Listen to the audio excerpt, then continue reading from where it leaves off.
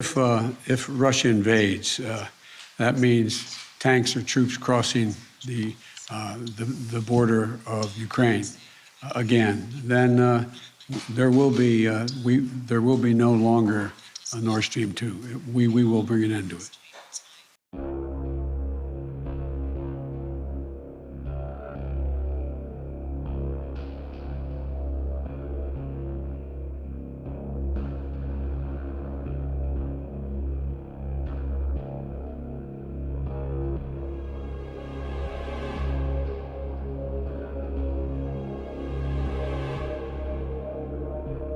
Last week, Pulitzer Prize-winning journalist Seymour Hersh published an article providing evidence for the proposition that America was responsible for blowing up the Nord Stream pipelines last September. And the mainstream media has done everything it can to ignore this story even exists.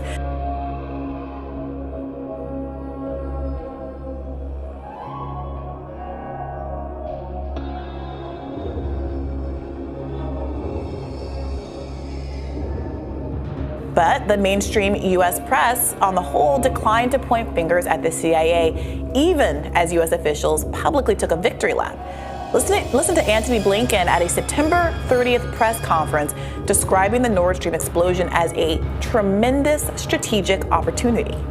Ultimately, this is also a tremendous opportunity. It's a tremendous opportunity to, once and for all, remove the dependence on Russian energy, and thus to take away from Vladimir Putin the weaponization of energy as a means of advancing his imperial designs.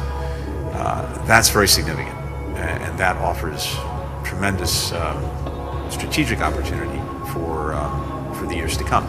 So here's a story that's been kind of forgotten, but Toria Nuland, who was the driving force behind the war in Ukraine, helped start the war in Ukraine, in January threatened to blow up the Nord Stream pipelines so that Russia couldn't send gas to Europe. Remember this? I want to be clear with you today. If Russia invades Ukraine, one way or another, Nord Stream 2 will not move forward. Biden and Toria Nuland, the State Department, promised to destroy the Nord Stream pipelines if Putin invaded Ukraine. Then, in possibly related news, last month, both Nord Stream pipelines were sabotaged, destroyed.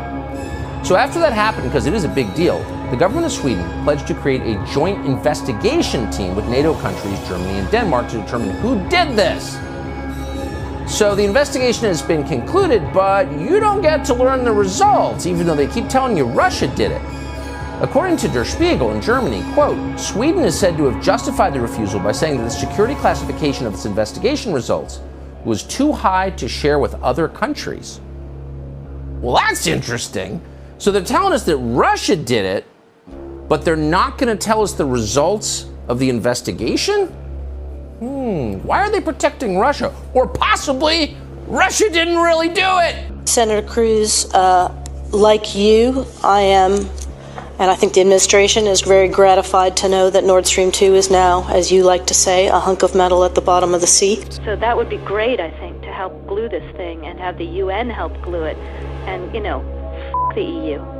No, exactly. And I think we've got to do something to make it stick together, because you can be pretty sure that if it does start to gain altitude, the Russians will be working behind the scenes to try to torpedo it. A Swedish expert has said that the U.S. blowing up Nord Stream pipelines was an economic war against its submissive allies in Europe. American investigative journalist Seymour Hersh said in a report last week on the U.S. portal Substack that the U.S. Navy was involved in the Nord Stream explosions last year.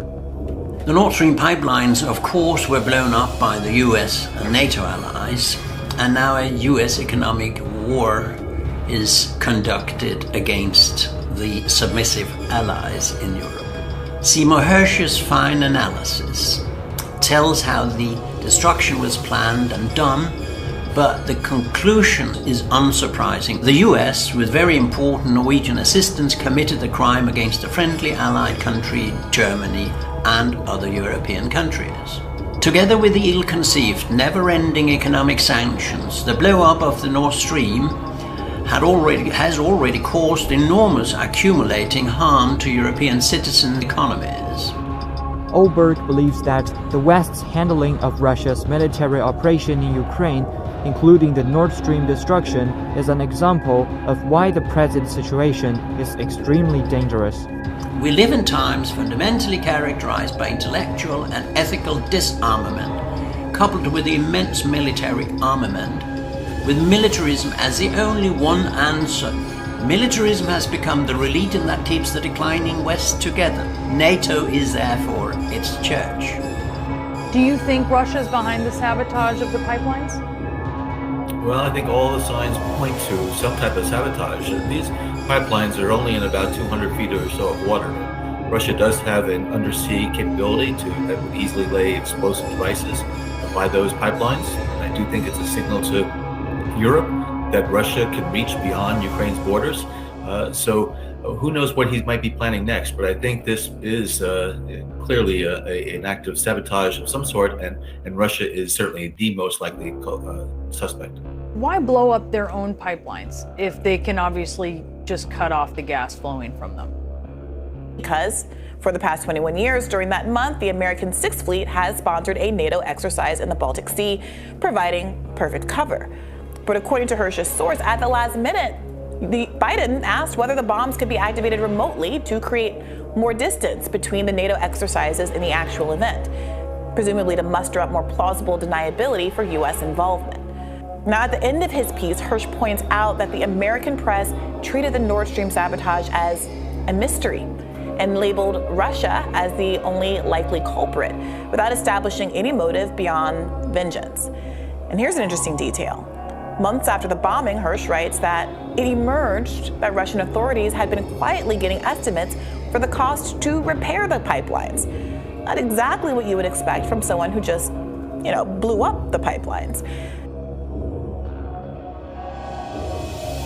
Мы тоже готовим некоторую такую отчетность о том, что происходило за этот год, что удалось обнаружить.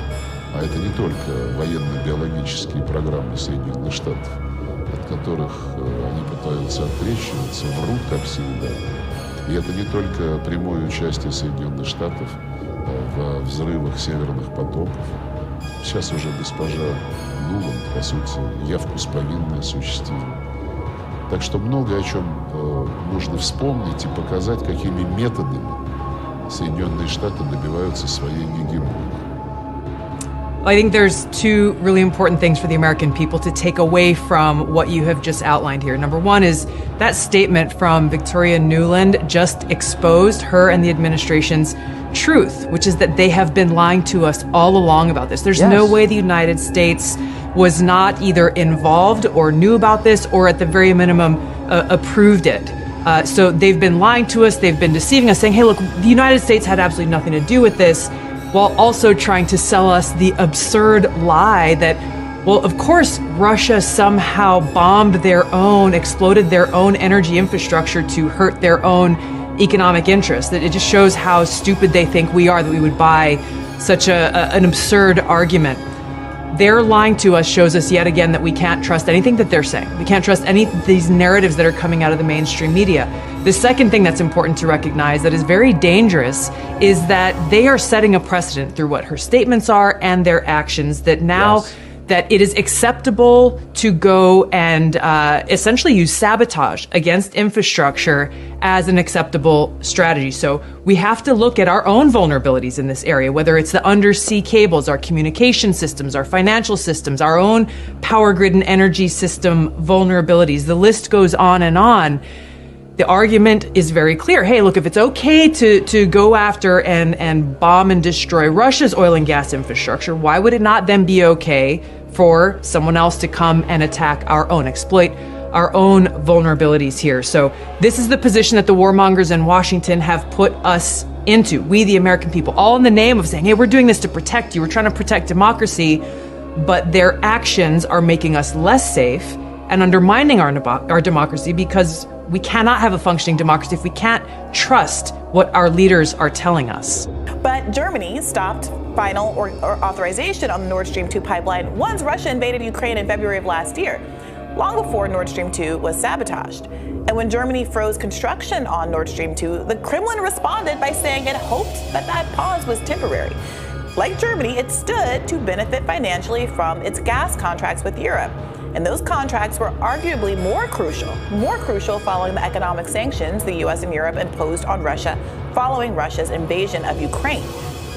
Moreover, the Group of Seven Industrialized Nations, or G7, announced a price cap on Russian oil a month before the pipeline sabotage, with the intention of putting a strain on Russia's treasury.